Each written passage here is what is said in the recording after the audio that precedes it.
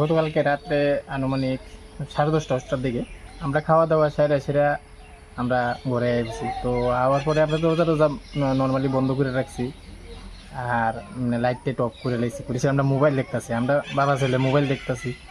আর আমার ওয়াইফ এখানে শুয়ে রয়েছে, যে গরম লাগতেছে আমি একটু শুয়ে থাকি পর দিয়েছে, মানে শুয়ে রয়েছে এখানে। তো হঠাৎ করে সেটা মানে আওয়াজ হয়েছে আসলে অ্যাকচুয়ালি আমরা করতেই পারি না।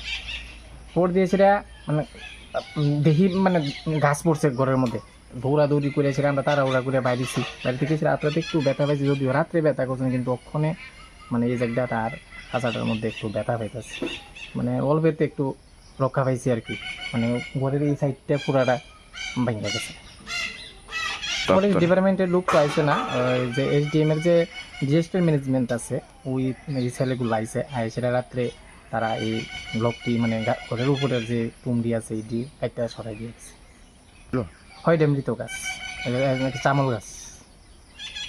ক্ষয়ক্ষতির পরিমাণ ক্ষয়ক্ষতির পরিমাণ প্রায়